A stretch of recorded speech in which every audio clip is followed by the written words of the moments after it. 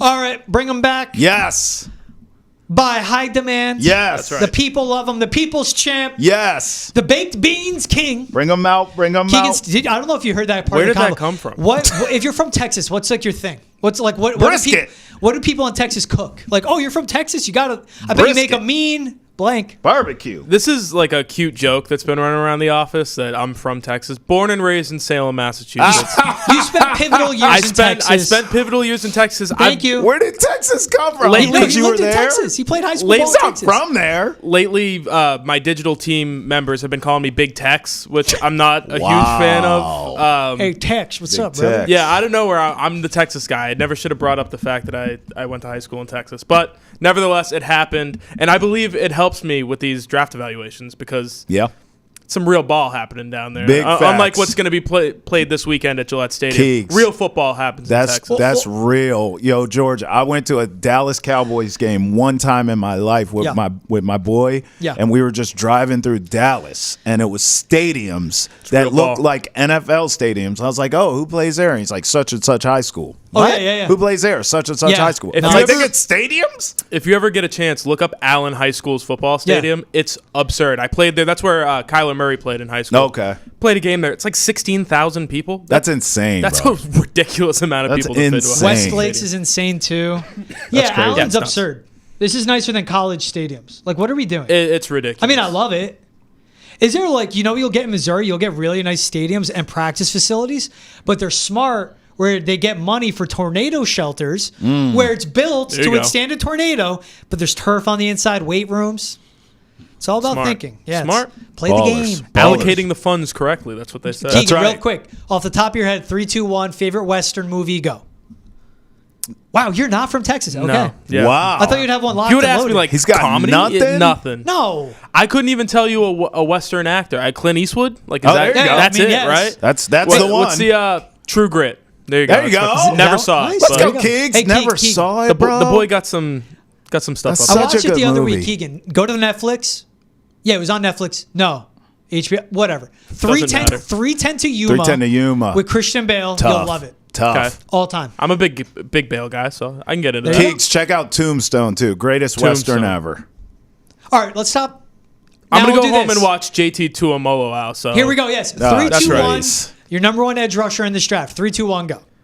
Kyle Kennard out of South Carolina. Wow, not James Pierce. Not Abdul James Carter. Pierce. Okay. That's where I'm going. Not Abdul Carter. We're going to talk about those guys, but in terms of a guy that the Patriots could actually reach and Yeah. someone who I've fallen in love with over the past couple of months, it's Kyle Kennard out of South Carolina. 6'4", 254. So not the biggest guy, but if you actually look at him without me just saying it out loud, he might have the longest arms I've ever seen out of a human being. Like Mykel Williams out of Georgia, another guy we'll probably talk about, gets all the publicity for that.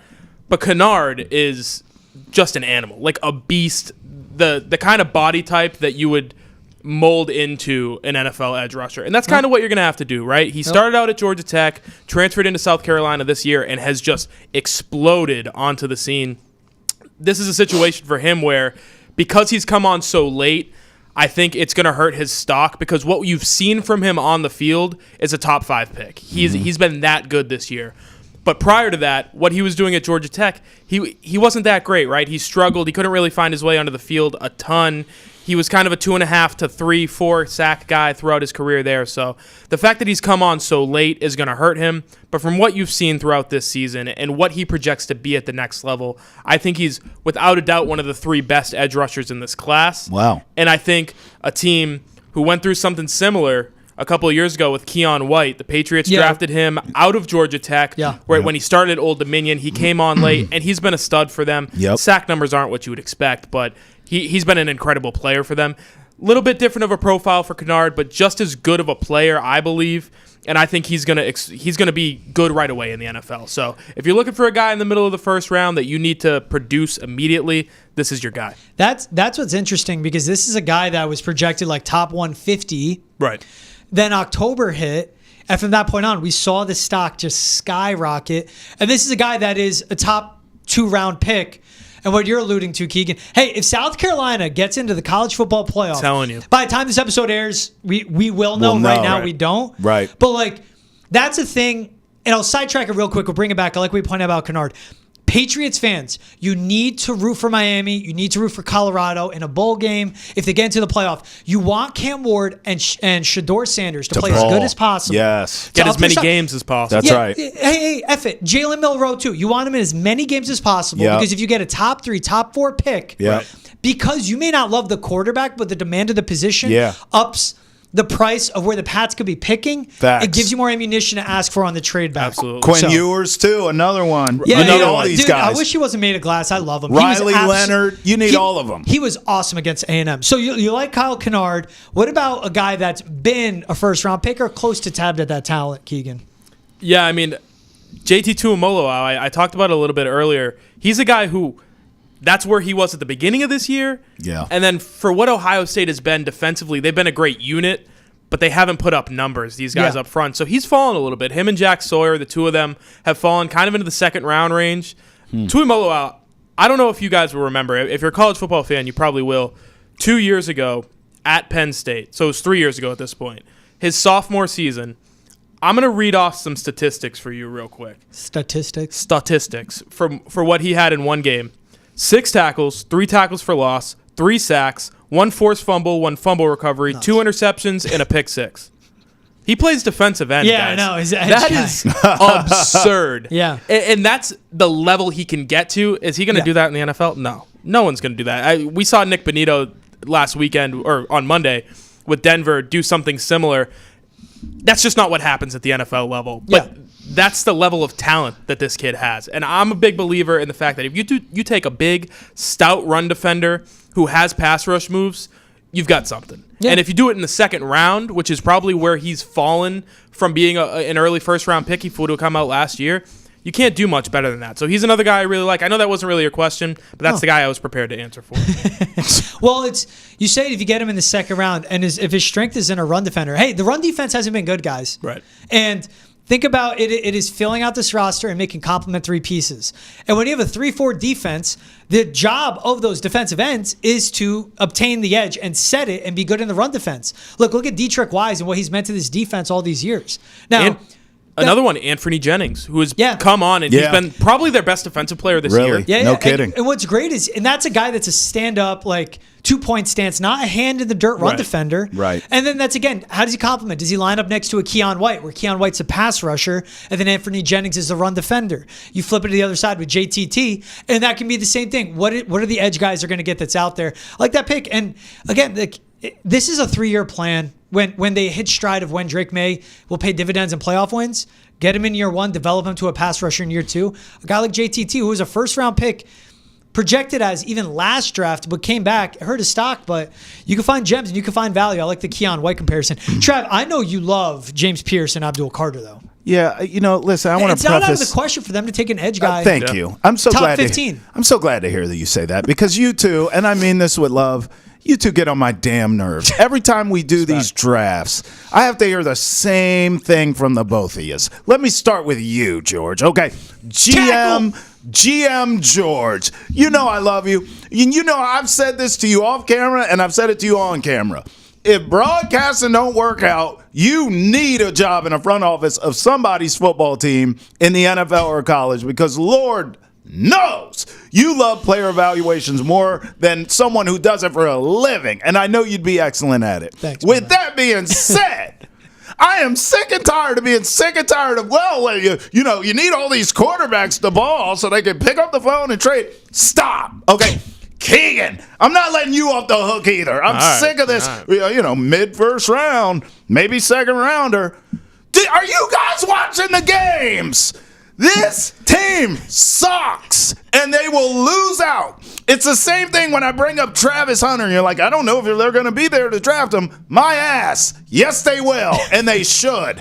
I say all that to say, James Pierce Jr. with Tennessee, Abdul Carter with Penn State, they're going to be there. They're going to be able to take these guys. If they decide we need a game-changing edge rusher with our high-ass draft pick, then that's what they're going to do. Yeah. These are the players we need to evaluate. Personally, I like Pierce Jr. because he feels like an NFL player to me. He reminds me of Brian Burns. He's a little light in the arse, But he's long, he's lean, he's explosive. Yeah. All he needs is a Patriots strength and conditioning program, a couple lobster rolls, a couple Guinnesses. My man's ready to go. He reminds me of Brian Burns. That's a game-changing type player. Yeah. Abdul Carter.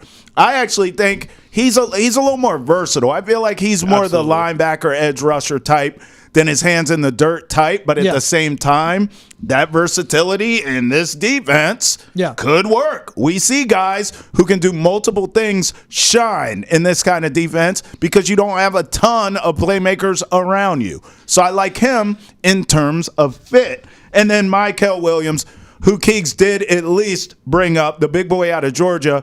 He's kind of, I guess, a mix between both. He's not as explosive as either one of those guys. 6'5", 265. 6'5", He's got a good frame. 265, bro. Big, I mean, he's big a dude. grown-ass man. Yeah. And he could come in day one.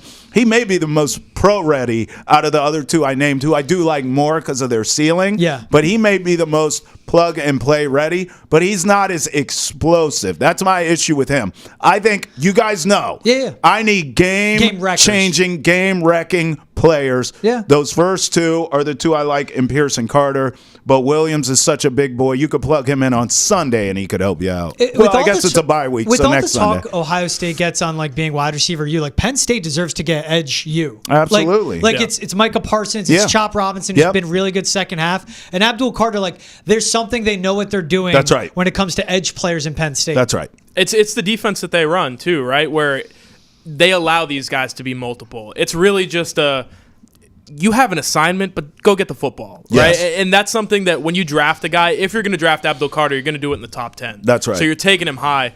And when you take a guy that high, there really is no we're plugging you into a spot. It's we need you to go play football, and we'll take whatever we get out of it. So I agree with the Abdul Carter thing. James Pierce, I'm a little bit more like he's a pigeonholed 5-wide technique, like go get after the quarterback on third downs. I don't know if I want to take that guy with a top 10 pick, but in Abdul Carter, if I can just say, you want to be Micah Parsons, go be Micah Parsons on my defense. Yeah. I think he can do that. I think he's that good of a football player. And I think the Patriots should consider taking a guy that high. Like, we talk about the guys later, and I know you just gave us crap for it, Trav, but at the end of the day, if you can take a guy and you believe he's going to be a top 15 defender in the NFL, you go and take that guy no matter how high it is, no matter what your needs are, because he's that good of a football player. That's who Abdul Carter is. I think he's that good of a football player to where you can take him and not worry about the rest. You're going to have your guy for the next 5-10 years. Sure. And Abdul Carter's a guy like could be gone by 6 or 7. Absolutely. Maybe even higher than that. With this class, we've talked about the offensive linemen, right? Those guys are falling by the week. The quarterbacks stink. The wide receivers, there's one of them. I mean, Travis Hunter and then Ted McMillan. That's really about it. At the top half of the first round, a lot of edge guys are going to start going in that 4, 5, 6 range. The top 5 very well can be it's Travis Hunter, Ted McMillan, Will Johnson, quarterback, and then edge rusher. Like that's how I think it's gonna go. And that's where the variance is. What I do like a Mykel Williams, like Keegan, what you love about Keon White is line him up anywhere. He'll pick on mismatches and attack. Mykel Williams has done that for Georgia. Like 6'5", 265. I've seen him line up in the 0 tech, the 1 tech, and then out there on the 5 tech to rush on the edge. When you have versatility like that simply in your alignment, then that's great. He's great off the point of attack, long arms. Run game has to come along further, but like his strength and his translation of power to speed and his pass rush moves as well is really good too. That's one of the things too, where you talk about like you got to put some weight on, you got to be better against the run.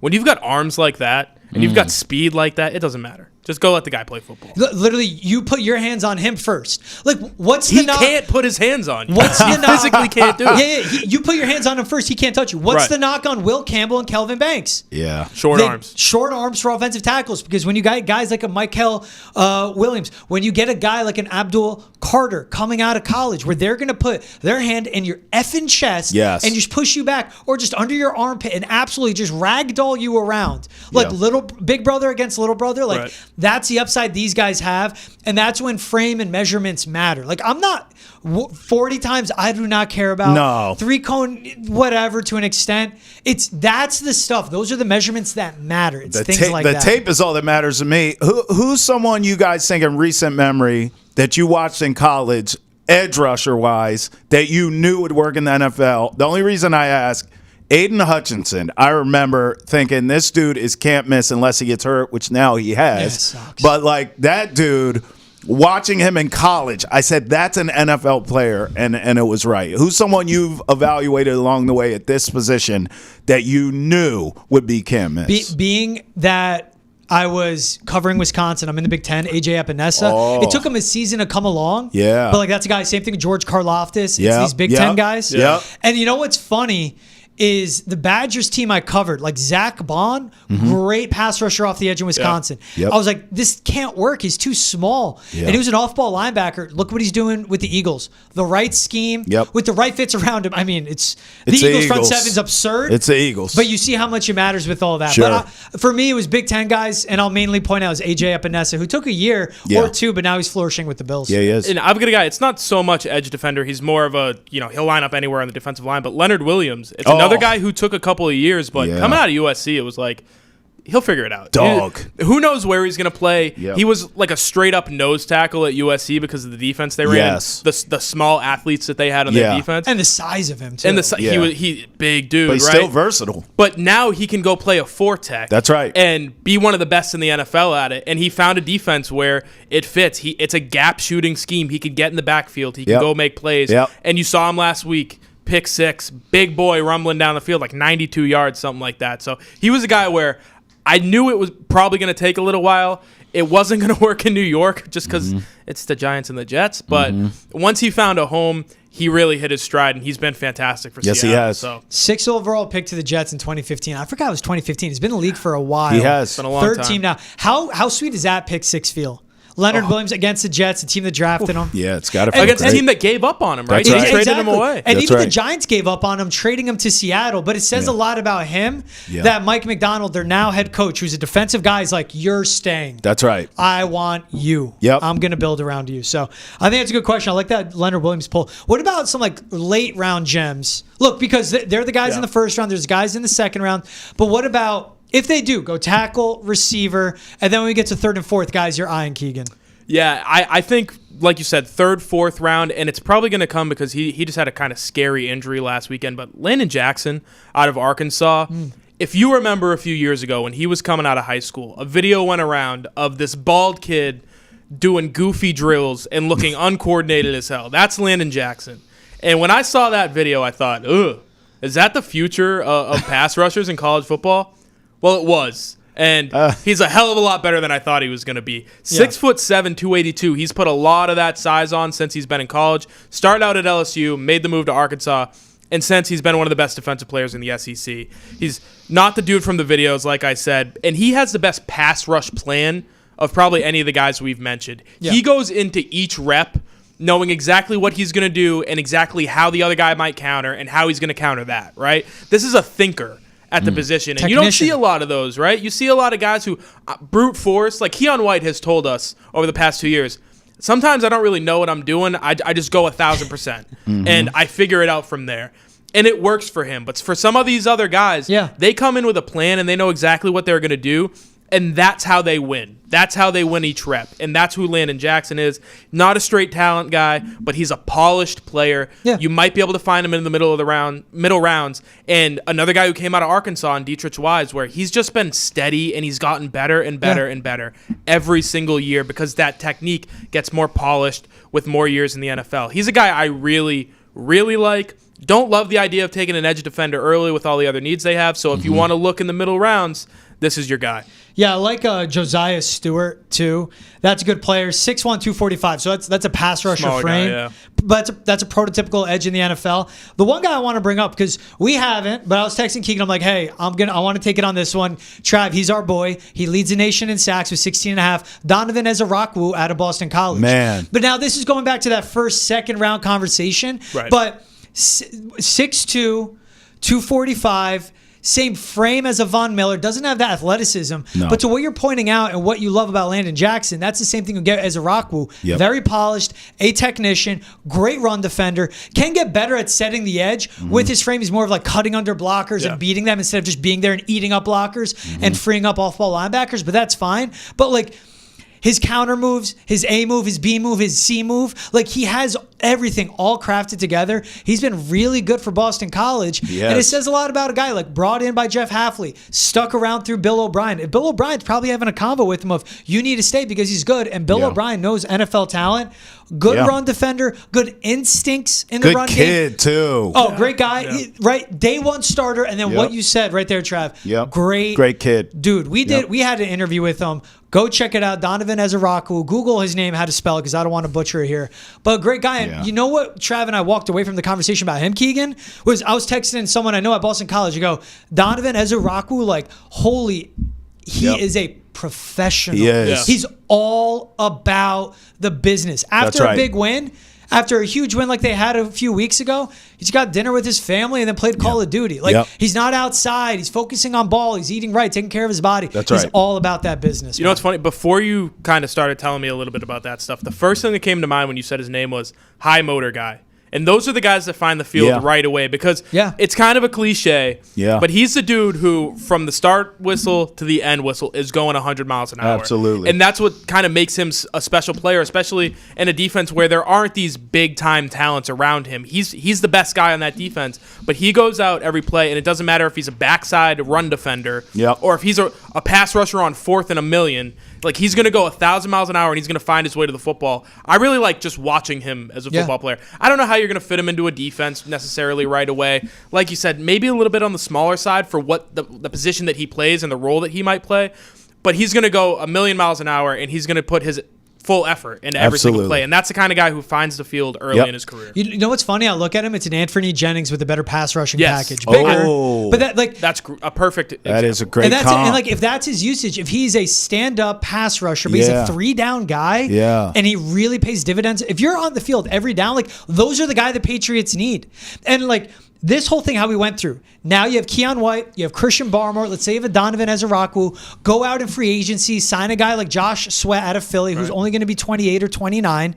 But like, you need pressures. You need to get to the quarterback, but you need to help out your all-around game. And that's a thing where it could be typical Patriots. It's not going to be sexy picks, but it's needed picks they can make on the edge. And taking these guys that can play on the outside is going to push everybody inside, right? Like Dietrich Wise playing 5-tech, it's not where he's supposed to be. Keon White playing outside, not where he's supposed to be. You push those guys into their pass rushing roles on the interior, have these younger guys on the outside that can go make a play, your defense gets that much better, that much quicker. It's not going to take a lot, right? Because once everybody finds their spot, things start to fall into place. All right, Keegs, always appreciate you stopping by with Draft Talk, man. This Edge Talk was fun. Trav, it was good? I mean, I just want you guys to start thinking about where this team's actually drafting. This mid-first round nonsense and trade back is nonsense. You can only take one guy. Changers. You can only take one guy. Game changers. Trav, if you have pick 8 in this draft, another first rounder next year's draft, and then you have another top 90 pick in this draft because you trade back, that's good drafting. It's good GMing. Sorry, Bob. GM George, man. Love you. GM George. I can't help it. He's Keagan Stiefel. Thanks for stopping by, Keegs. Always appreciate you talking Draft Talk.